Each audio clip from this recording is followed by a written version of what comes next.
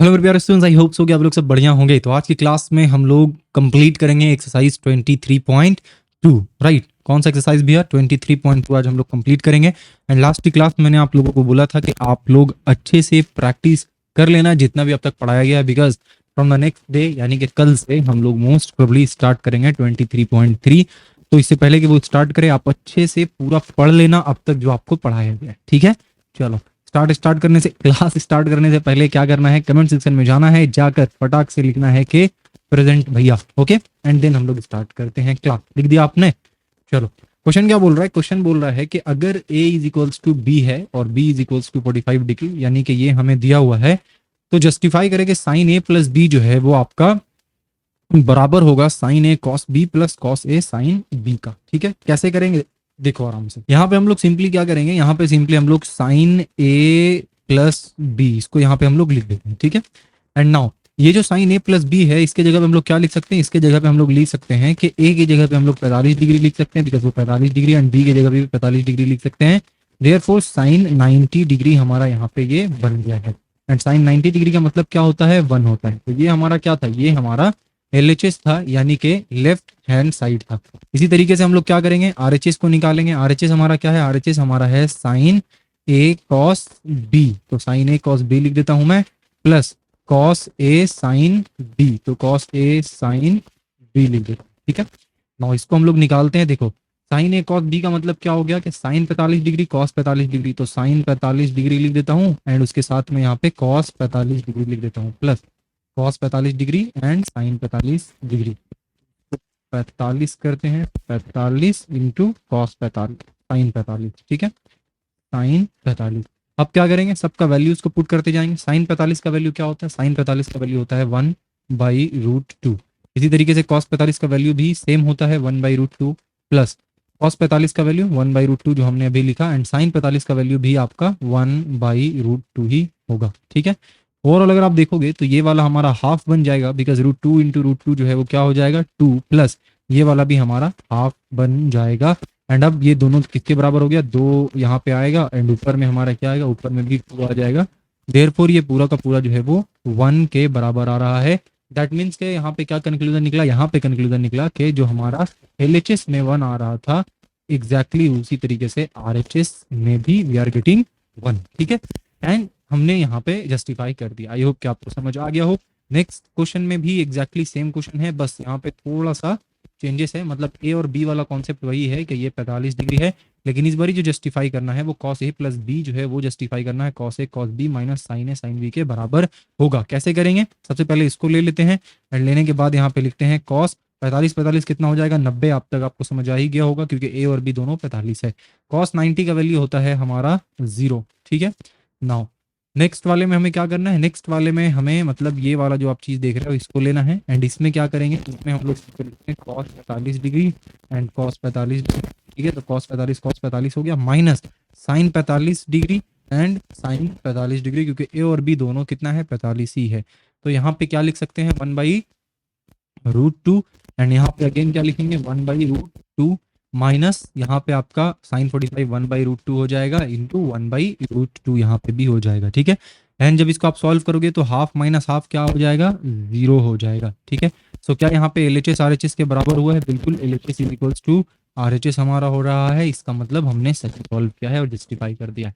Next question बढ़ते हैं। Next question में बोल रहा है कि एक इक्विलैटरल ट्राइंगल है ABCD, जहाँ पे BD जो है वो मीडियन है। तो let us prove that tan of angle ABD is equals to cot of angle BAD।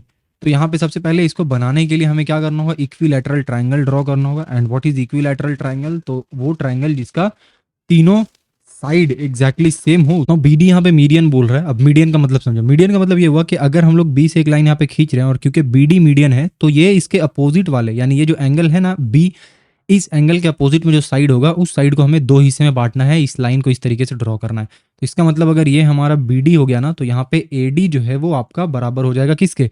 वो बराबर हो जाएगा DC का। ठीक है, ये हो गया हमारा प्रॉपर्टी। अब क्योंकि ये इक्विलैटरल ट्रायंगल है ना, तो यहाँ पे क्या होगा कि ये वाला जो एंगल है और ये वाला जो एंगल है ये दोनों एक दूसरे के बराबर होगा। ठीक है, मतलब ये हुआ कि कोई भी आप इक्विलैटरल ट्रायंगल उठा लो, उसका क्योंकि तीनों एंगल एक दूसरे के बराबर होता है एंड टोटल एंगल एक ट्राइंगल का कितना होता है, 180 डिग्री होता है। अब क्योंकि तीनों एंगल बराबर है, इसका मतलब 180 को 3 हिस्से में बांटना होगा और हर एक हिस्सा एक एक को दे देंगे, तो 3 हिस्से में बांटेंगे तो कितना हो जाएगा, 60 डिग्री हो जाएगा। यानी यहाँ पे जो आप angle A, angle B, angle C देख रहे हो, या ये जो angle A B, angle B और एंगल सी आप देख रहे हो, ये हर एक एंगल 60 डिग्री के बराबर होता है, ठीक है। अब जब एंगल बी को हमने बांटा यहाँ पे, यानी कि बी डी जब मैंने एक स्ट्रेट लाइन ड्रॉ किया एंड क्योंकि बी डी जो है वो मीडियन है, यानी कि ए सी को 2 हिस्से में बांट रहा है, और क्योंकि ये एक इक्विलैटरल ट्रायंगल है, तो बी डी जो लाइन है ना वो एंगल बी को भी बाइसेक्ट करेगा, यानी 2 इक्वल हिस्से में बांटेगा। इसका मतलब ये हुआ कि जो एंगल ए बी डी होगा वो आपका कितना होगा, यानी ये वाला एंगल, ये कितना होगा, ये 30 डिग्री हो जाएगा। And angle B A D जो है ये कितना हो जाएगा, ये भी आपका बी ए डी बोला जा रहा है ना, तो ये बी ए डी जो है वो कितना रहेगा, 60 डिग्री रहेगा, ठीक है। समझ आ गया। सो यहाँ पे आपको बेसिकली इस ट्रायंगल और एंगल से ये समझाना चाह रहा था, ये देखना चाह रहा था कि क्या आपको ट्रायंगल का कॉन्सेप्ट अच्छे से पता है कि नहीं।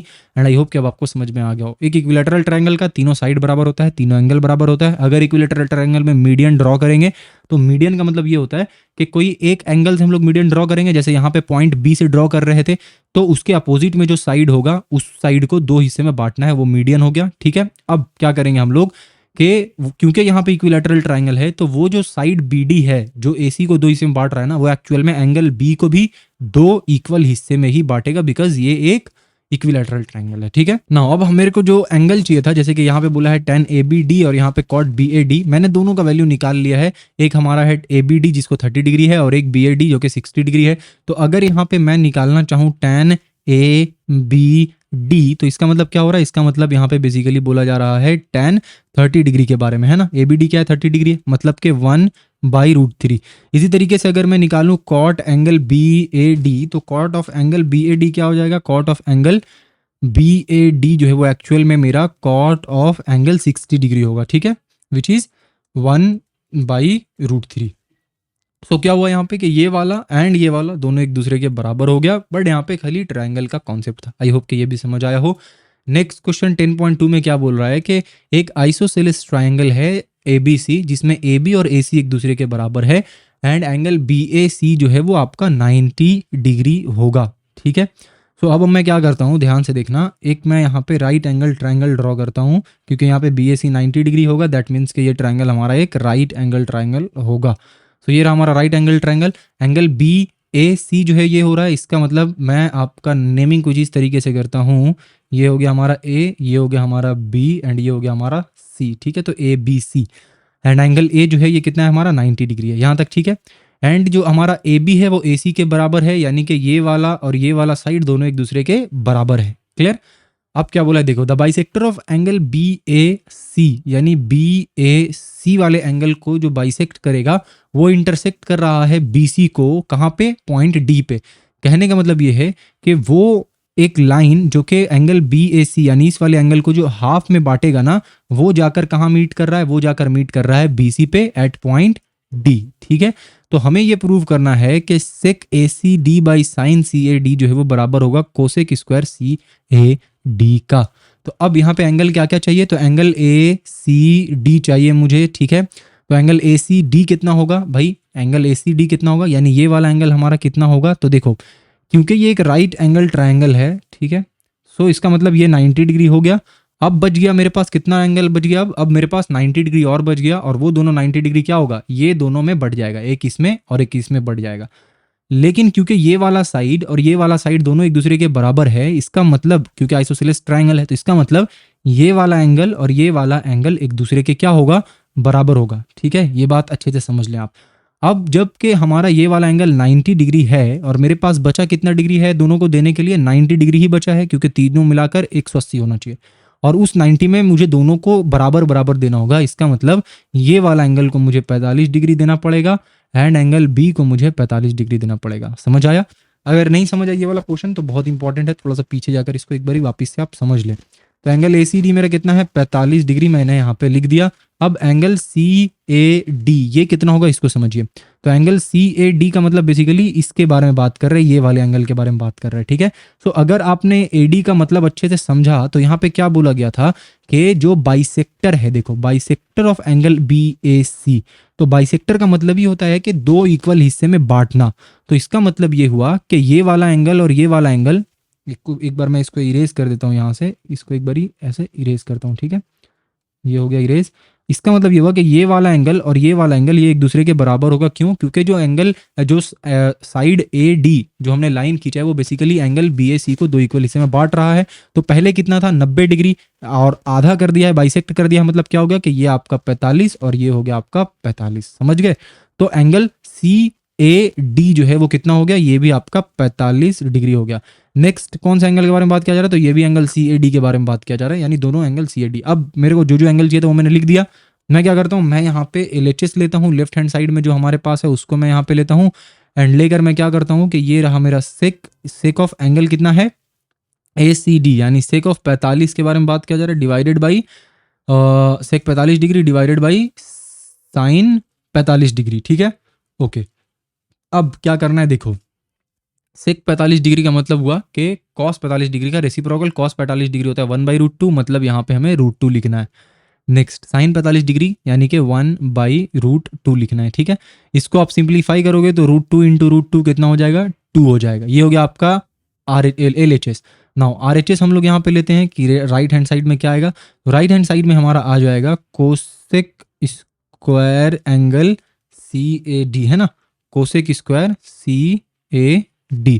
अब कोसेक स्क्वायर CAD जो है वो क्या होगा, देखो कोसेक स्क्वायर CAD यहाँ पे हो जाएगा cosec square of angle 45 degree, ठीक है, क्योंकि आपका यहाँ पे 45 डिग्री के बारे में बात किया जा रहा है। अब कोसेक क्या होगा, कोसेक 45 का मतलब क्या हो गया, साइन 45 का रेसिप्रोकल, साइन 45 1/√2 होता है, तो कोसेक 45 क्या होगा, √2 होगा, यानी कि √2 का स्क्वायर, विच मीन्स के 2 आएगा। तो इस तरीके से जो हमारा LHS है वो किसके बराबर आ रहा है, RHS के बराबर आ रहा है। एंड यही तो हमें क्वेश्चन में यहाँ पे देखो प्रूव करना था कि ये जो है वो आपका इसके बराबर है, एंड इस तरीके से हमने प्रूव कर दिया। आई होप कि ये क्वेश्चन भी आपको समझ में आया होगा। लास्ट क्वेश्चन आज की क्लास का इस एक्सरसाइज का, इसके बाद न्यू एक्सरसाइज स्टार्ट करेंगे। कौन सा क्वेश्चन है, let us determine the value या फिर वैल्यूज ऑफ थीटा, जिसमें थीटा बेसिकली आपका 0 से 90 के बीच में लाई कर रहा है, for which 2 cos square theta minus 3 cos theta plus 1 is equals to 0 will be true. तो मुझे क्या करना है, मुझे कोई एक ऐसा वैल्यू निकालना है थीटा का जिसके कारण ये जो स्टेटमेंट यहाँ पे दिया हुआ है ये ट्रू हो जाए। तो क्या स्टेटमेंट दिया हुआ है यहाँ पे एक इक्वेशन दिया हुआ है कि 2 cos square theta minus 3 cos theta plus 1 is equals to 0।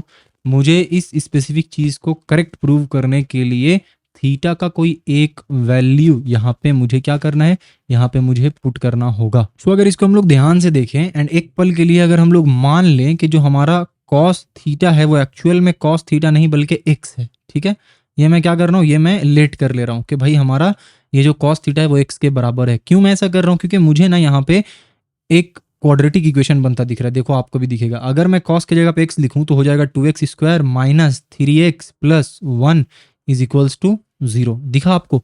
तो अब ये टेंशन खत्म हो गया कि cos थीटा है कैसे निकालेंगे। अब टेंशन क्या आया हमारे को कि क्वाड्रेटिक इक्वेशन हमें बन गया एंड हम लोग इसको सॉल्व करते हैं। तो इसको सॉल्व करने का एकदम सिंपल तरीका है कि ये 2x स्क्वायर ऐसे ही रहेगा एंड इसको हम लोग मिडिल टर्म कर देते हैं। तो मिडिल टर्म करेंगे तो क्या हो जाएगा, 2 इंटू अगर 1 कर देते हैं तो देखो minus 2x minus x plus 1 अगर लिखता हूं तो क्या हो रहा है कि माइनस 2x माइनस x को अगर मल्टीप्लाई करेंगे तो वो प्लस 2x स्क्वायर देगा, जो कि एग्जैक्टली यहाँ पे a इंटू सी के बराबर भी हमें मिल रहा है, ठीक है।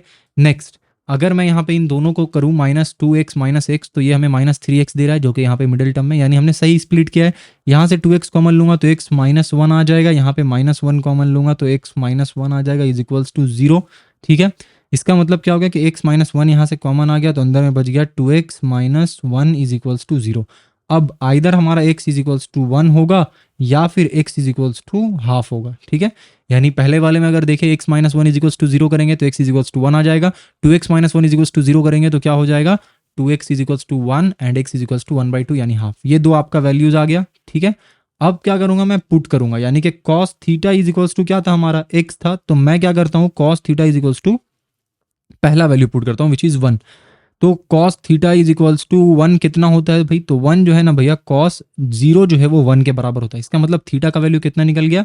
0 डिग्री। ठीक है, ये हो गया आपका एक तरीका ना। दूसरा तरीका क्या हो सकता है वो देखो। दूसरा तरीका यहाँ पे ये होगा कि हमारा जो कॉस थीटा है वो किसके बराबर है? वो आपका एक्स के बराबर है।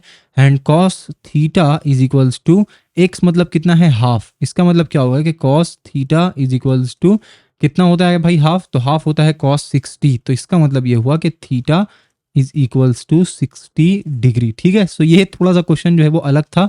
एंड इस पूरे एक्सरसाइज में अब तक हमने जो भी क्वेश्चन किया था उससे पूरा ही डिफरेंट था, बिकॉज यहाँ पे हमें एक क्वाड्रेटिक इक्वेशन का कॉन्सेप्ट यूज करना पड़ गया। ठीक है, नहीं भी अगर एक्स आप लेट करते तब भी ये क्वेश्चन बन जाता, बट वहां पे थोड़ा सा आप कंफ्यूज हो जाते, थोड़ा कॉम्प्लिकेटेड लगता आपको, बट क्वेश्चन हमारा बन जाता। ठीक है, चलो आई होप कि ये एक्सरसाइज और इससे पहले वाला एक्सरसाइज आपको अच्छे से समझ में आ गया हो और आप पूरे तरीके से रेडी हैं नेक्स्ट एक्सरसाइज को स्टार्ट करने के लिए। मिलता हूँ आपसे नेक्स्ट क्लास में, तब तक के लिए अपना ख्याल रखिए। Thank you.